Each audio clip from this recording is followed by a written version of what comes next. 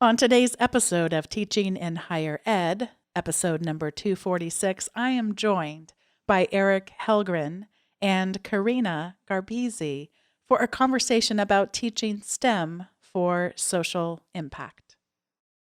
Produced by Innovate Learning, maximizing human potential.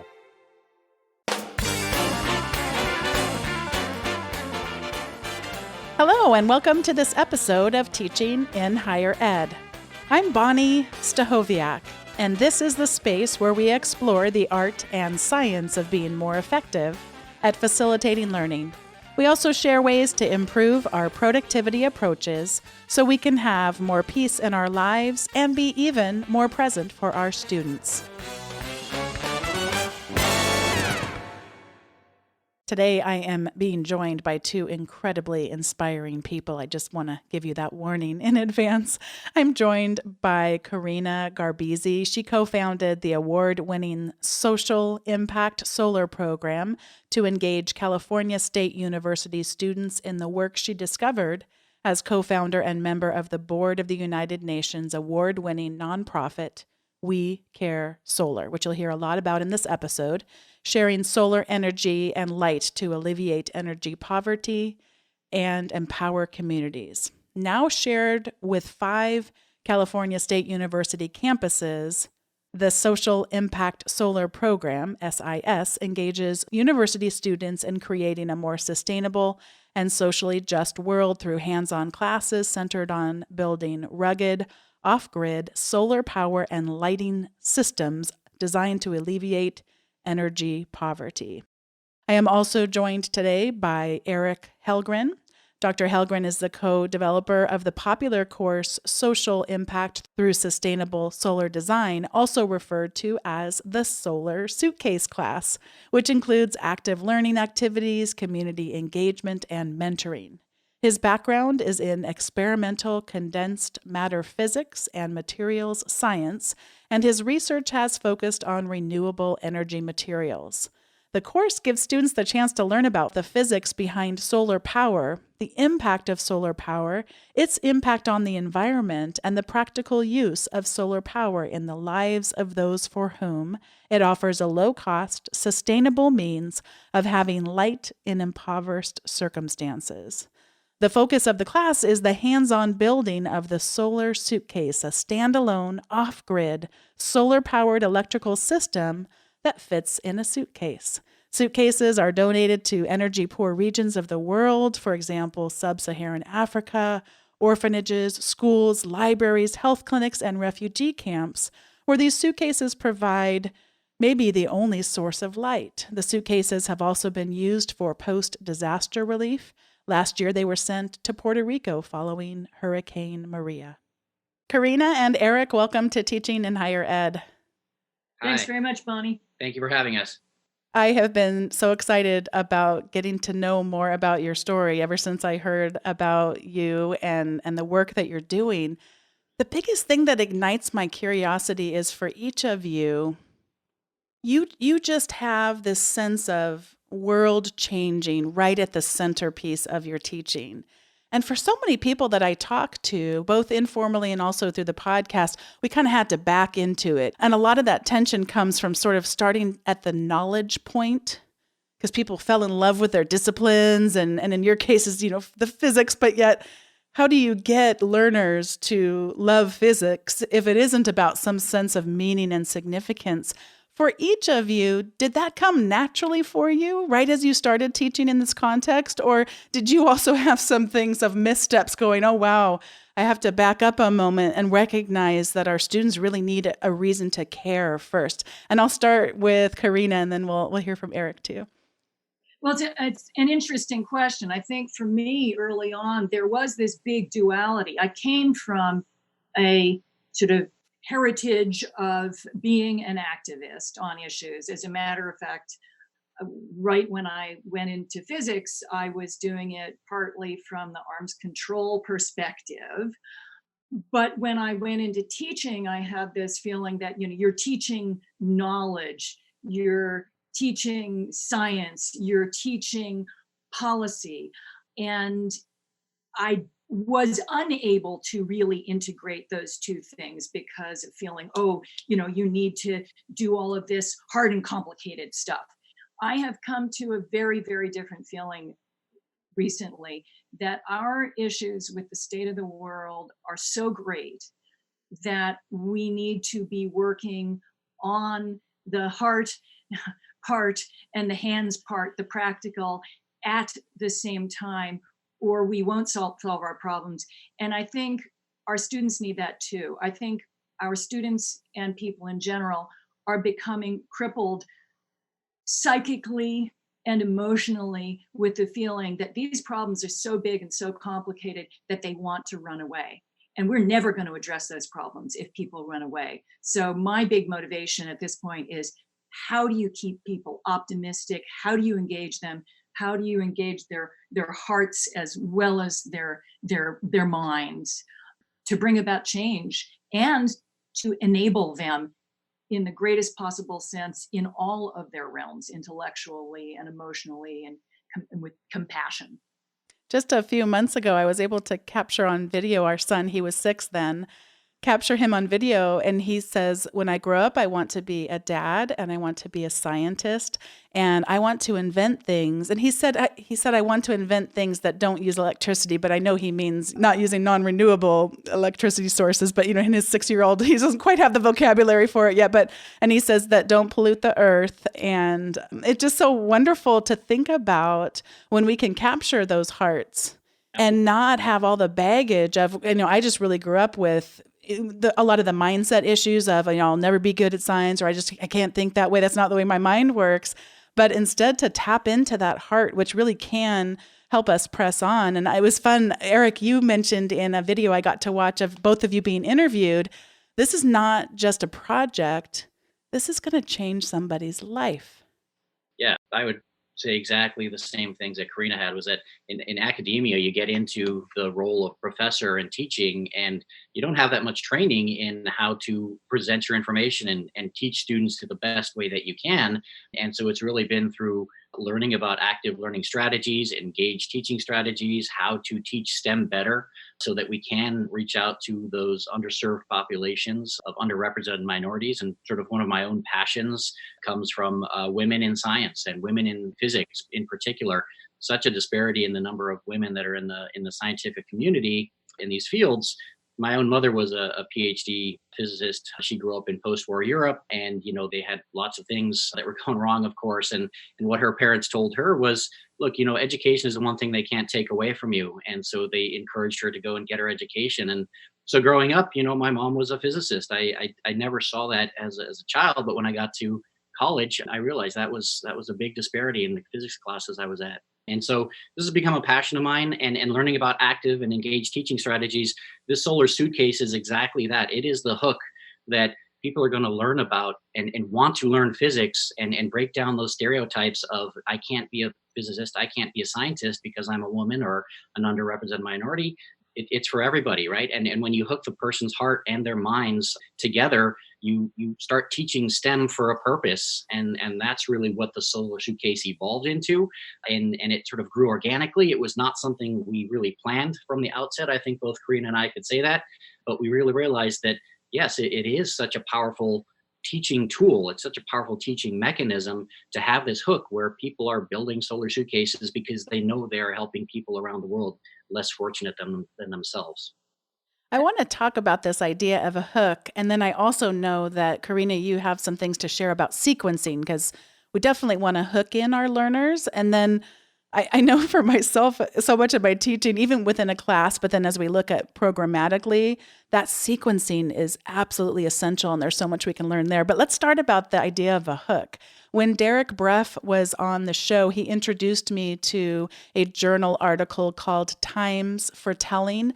And I apologize that I can't remember the two authors, but I'll put it in the show notes so people can go look at this article, Times for Telling. But he's exactly describing that. The authors are describing this hook and how essential that is to captivate the imagination. Because so many times when we get it wrong in education, we don't really think about the idea of curiosity and imagination and the importance of that in learning. So would you talk about this hook? Tell me about this suitcase, and when does it get introduced in a class, and what have you seen of the results of what that does to your students' learning experience? We weren't really thinking about it as a hook initially, but then talking with our educator colleagues in the College of Education, they were telling us, oh yeah, that's what you're doing. And it is indeed the hook. So the center of this curriculum that we've been developing is that our students build these devices that were called solar suitcases that are destined, at least some number of them, to provide light and power to schools and orphanages and refugee camps in the developing world, to have a big impact on the ability of those children both to learn and to thrive. And reflecting on Erik's words from earlier, what really surprised us is that this became an enormous hook, particularly for our female students. One of the things that had concerned me, not only, I mean, I love physics. I started out in physics, but I see so many, particularly women, being math phobes and science phobes. And for me, it is as important, at least as important, for people to be able to use mathematics, to understand basic concepts, even if they're not scientists, so that they can check nonsense. There's so much disinformation in the press. You need to be able to have those tools to test if you are being lied to, frankly. So to have this hook of building these systems that improve others' lives, we found that the women students were just absolutely galvanized. They would start to organize around doing the grid connected solar installations that we made connections to in our class. We presented opportunities basically that the students could use or not. One of them was to organize a spring break where they go and do a solar electric installation on a poor community. And there were various, communities around the state of California. And disproportionately, it was the women students who were doing that. They were then going out and giving demonstrations at science fairs. And these people were self-avowed science phobes. So it was a remarkable transformation to see.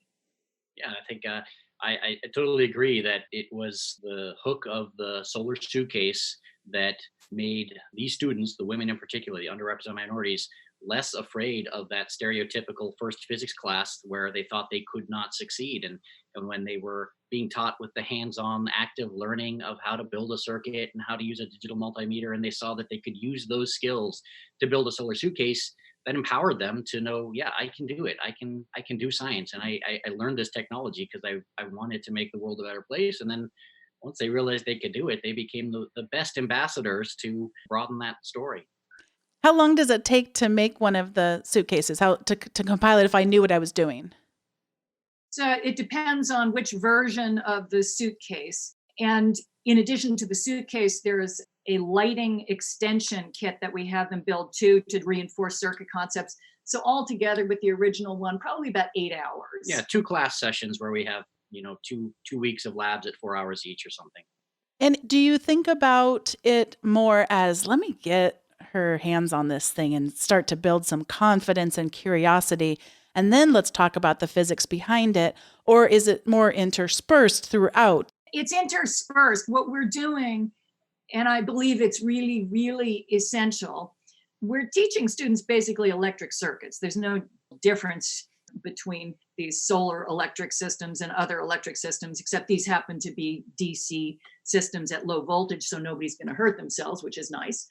But we reinforce these concepts over and over and over in different ways. We start with these little mini panels and, say, well, how do you connect them to be able to get more voltage or to be able to get more current? How does that relate to getting more power? And so we're doing that in the lab. We're doing that outside. We're doing that on paper, and just reinforcing over and over and over in different ways. So the suitcase is probably maybe the fourth thing they're doing by hand in our classes. Right. I think so. From the physics pedagogy perspective, this is introduce, develop, and mastery. So by the time they are building the suitcase, we're on to the mastery step of the skills that they're trying to develop in this class. The introduction is, well, here's your first battery, a light bulb, and a wire. Try to get the circuit to light up the light bulb and see that electronic circuits work this way. You've got to have the complete circuit.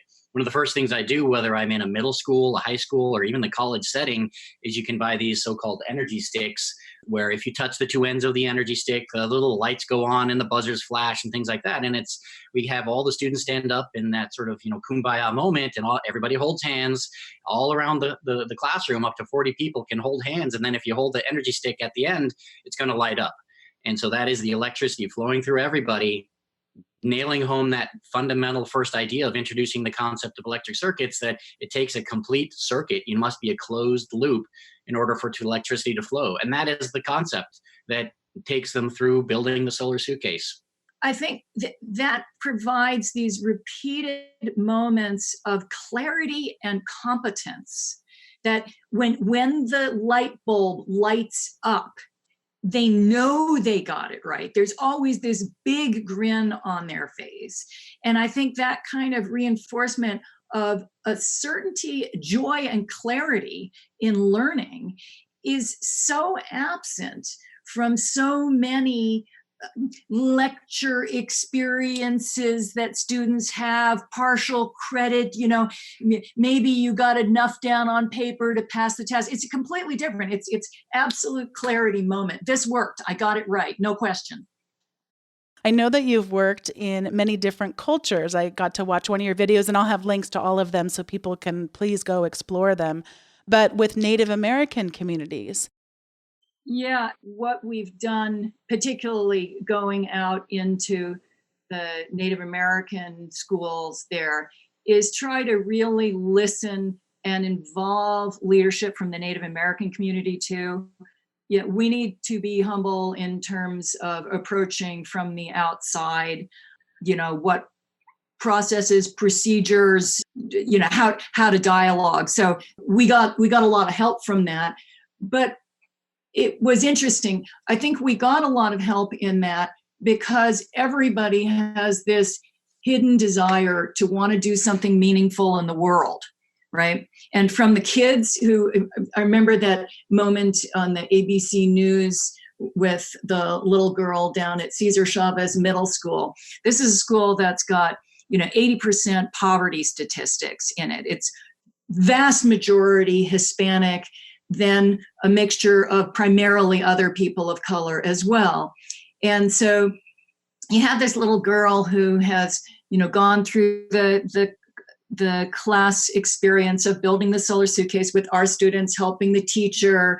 They get to talk with the big kids who are in the university and feel that it becomes accessible. So they become a part of this community. But the words the little girl had at the end of all this, she said, I never dreamed I would be able to help other people. Where's this suitcase going?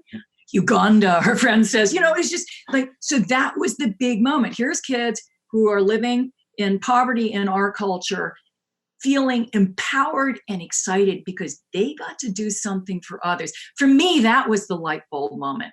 It was like, oh my God, everybody wants to do something significant to save this world. Provide those opportunities to people, the opportunity to directly engage in helping others in a personal way, and they will be hooked forever. I love how empowering that is, because I don't enjoy the analogies, particularly possibly because of the context they seem to always be used in, but this idea of we don't give them a handout, we give them a hand up, or whatever. Sorry, I'm not even quoting it right, but I sure like this analogy or this way of really helping to empower people. And you talked about the importance of, getting the people in the community involved. And again, I'm so excited for people to go watch many of your videos to see that in action. Erik, you spoke about the word joy. Or I don't know if it was you or if it was someone who was talking about your work, but joy in describing what it feels like to save the world. Could you talk about how that joy comes into being for your students?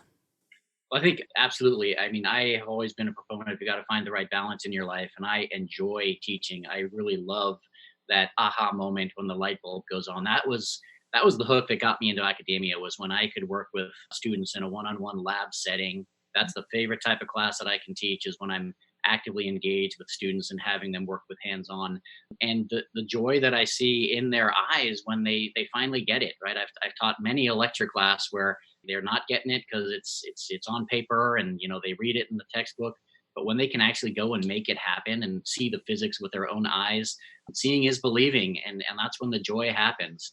The Solar Suitcase is just so full. The class that we run here is so full of those aha moments, from the time where they're holding hands and they get that little light stick to light up, and they realize electricity is flowing through them, and they're energized, and they want to get that class going. They learn how to use these tools they might never have had their hands-on experience with, like a digital multimeter, or building circuits, and learning how Christmas lights are lined up in series, and how their wiring in their house is lined up in parallel, and they're like, oh, is that how the world works? And they have this fundamental understanding of, oh, that's what's happening. And yeah, I can do that too. It's not just for other people out there, those types of jobs and those types of knowledge, and those types of skills. And I really feel that when I have passed that on, I've done my job, because they are now better citizens in the world and the community. And I get my own joy out of seeing my students who've gone through my lab classes go on to become doctors and go on to graduate school, and things like that. So I get as much joy out of their success as I see in their eyes when they're being successful in my classes.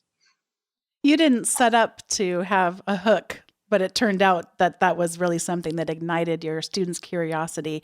I know you have also had real lessons that you've learned about sequencing in the learning process, both, I believe, from a programmatic level, but certainly at the class level too. What are some of the key things that you remember learning along the way? Programmatic sequencing. Well, I think this is something that I've been struggling with in the physics department, as the chair of the physics department, trying to restructure some of the old standard and staid ways of introducing students to the concepts of physics, and in particular using American Association of Physics Teachers recommendations that came out a number of years ago on how to better produce labs associated with physics classes. It comes down to, you want to use something called inquiry learning.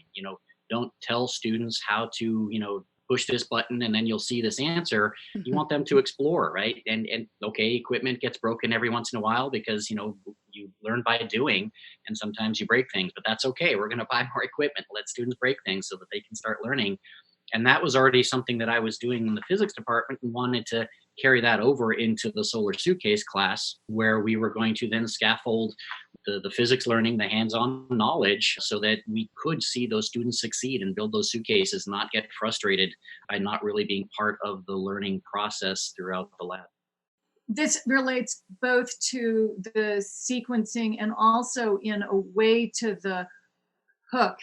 There was an earlier part to the hook that I didn't really talk about before, which is that we really start the class talking about energy poverty and sharing, experiences of working in Nigeria and what the conditions were like, but also then of social entrepreneurship, of the backyard nonprofit where people are scrambling to put stuff together, to the journey of winning the $1 million check from the United Nations to continue the work, to share a path where you're both looking at profound problems, but also solutions that can be engaged in rapidly.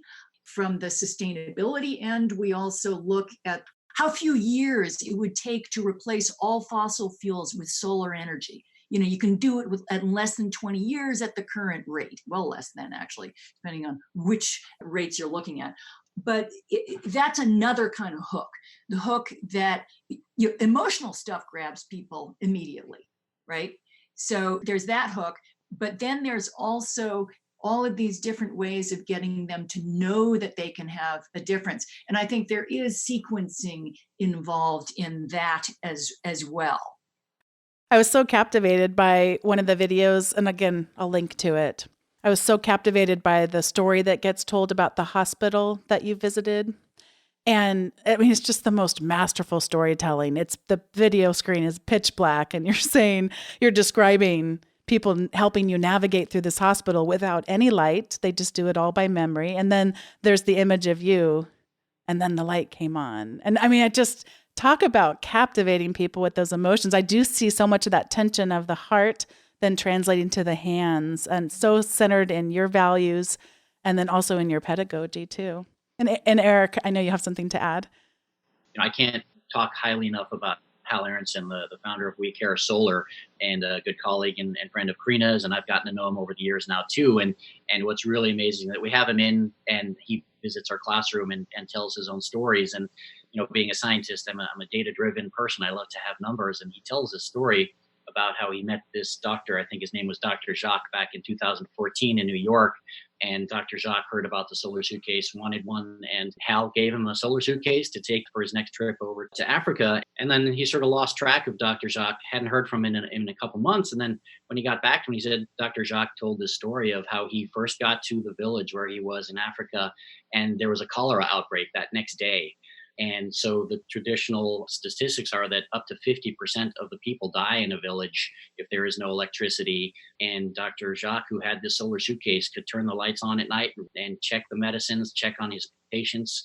And of the 120 people in the village, they all survived that outbreak of cholera. And that's just a heartwarming story for me. I love hearing it. I get a tear in my eye every time he tells it in our classroom. And I know that the students are impressed with that. They're like, this is what I'm building. I'm going to do something that could save lives where previously without light people were dying. I think it's powerful. In my class the other day, we watched a documentary about fast fashion called The True Cost. And it helps the students see, and myself too, see that, we're going and buying the $5 t-shirt, what that actually costs.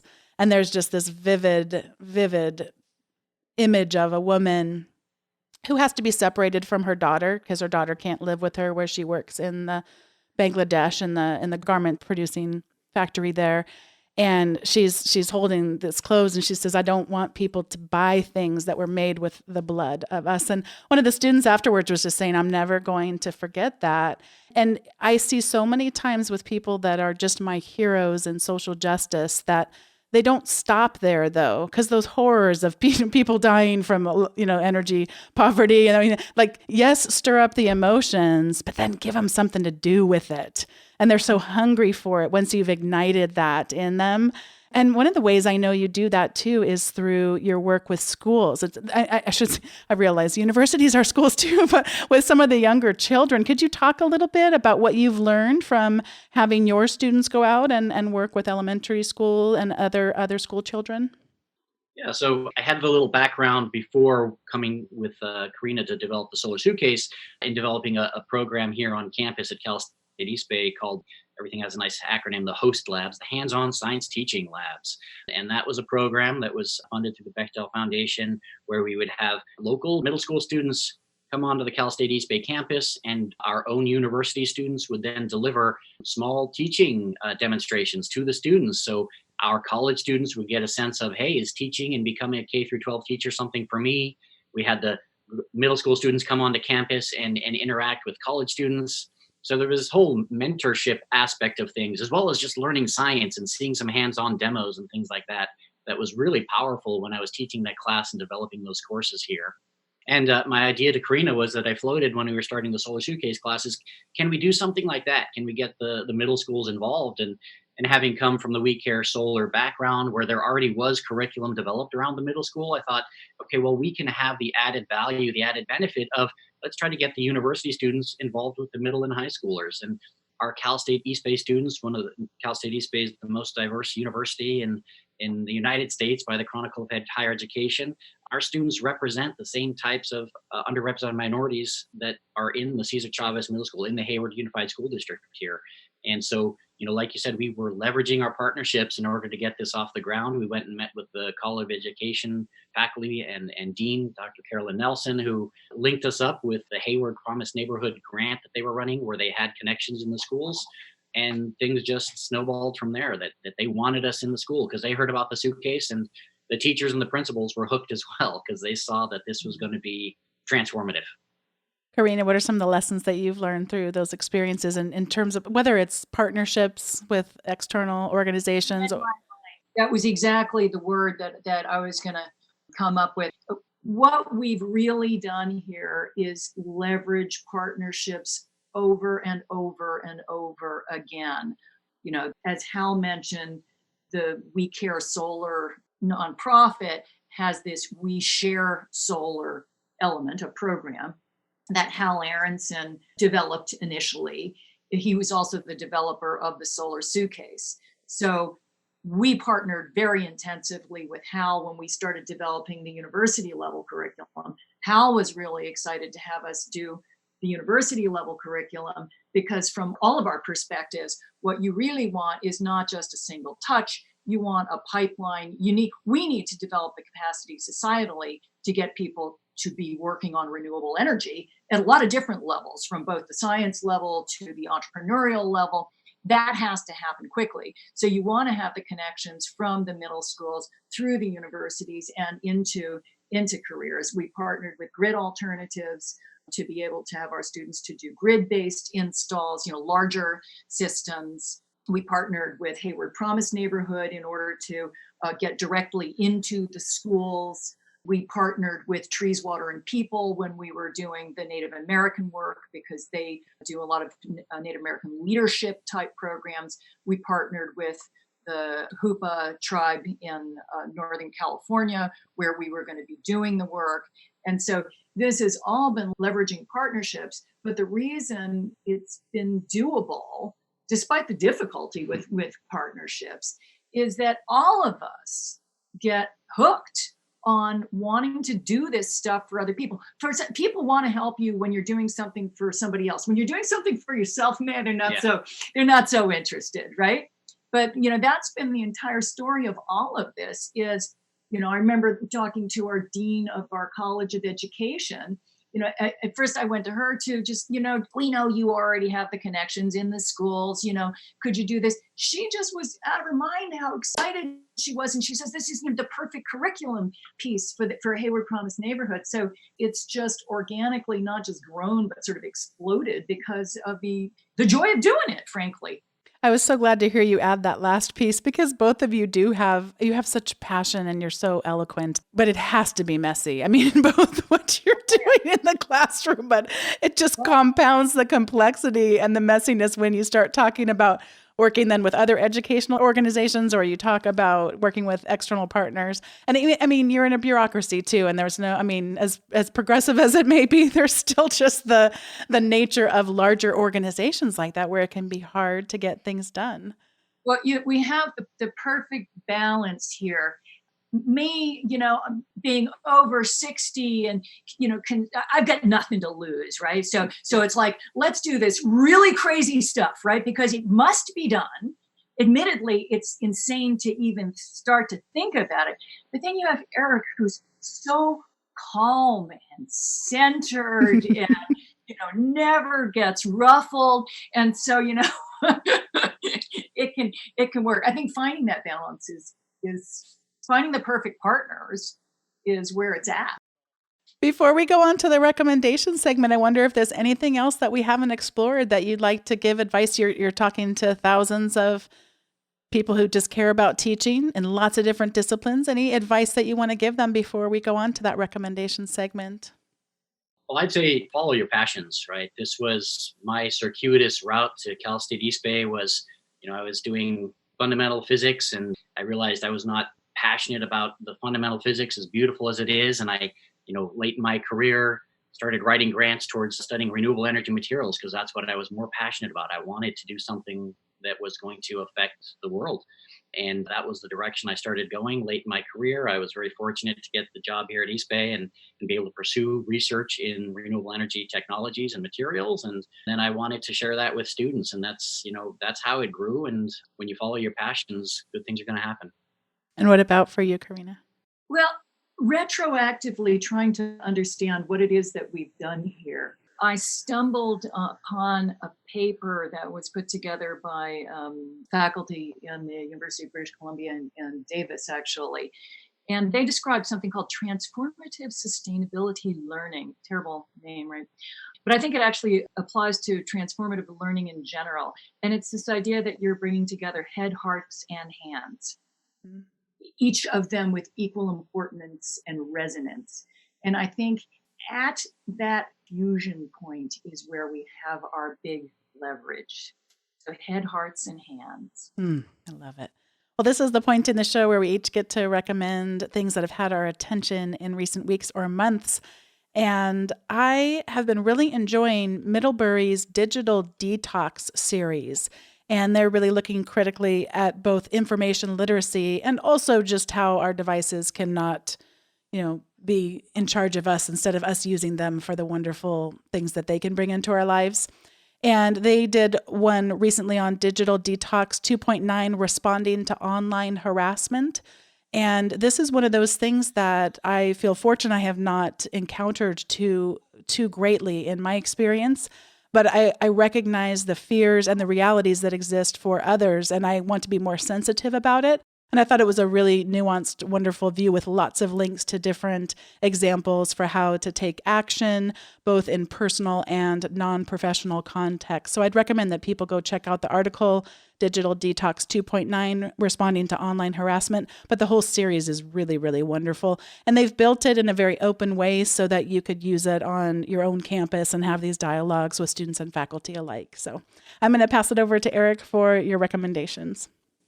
Right. So my recommendation is go get out into nature, right? So, as much digital greatness as there is out there, that's my digital detox.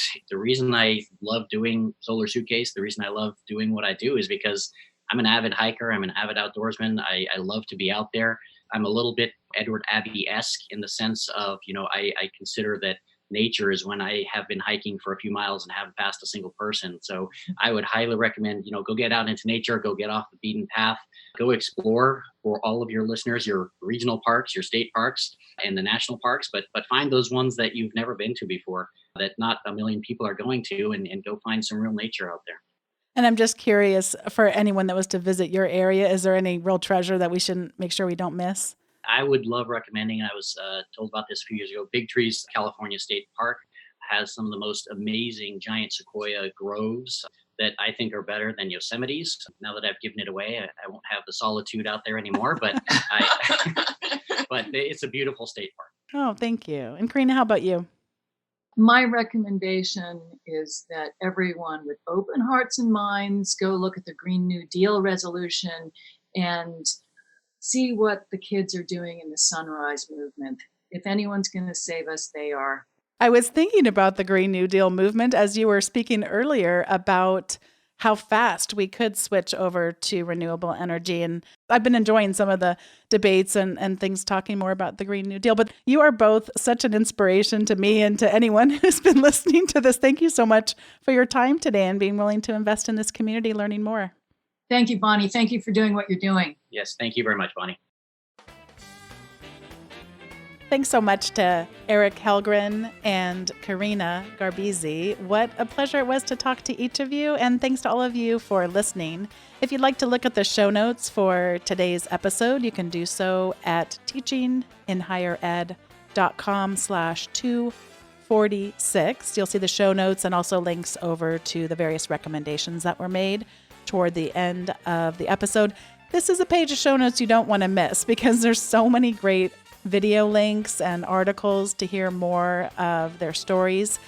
And if you don't want to have to go remember to go find those show links, just go to teachinginhighered.com/subscribe and you'll get a weekly email with those show notes automatically forwarded along with an article about teaching or productivity. Thanks so much for listening. I'll see you next time for episode 247.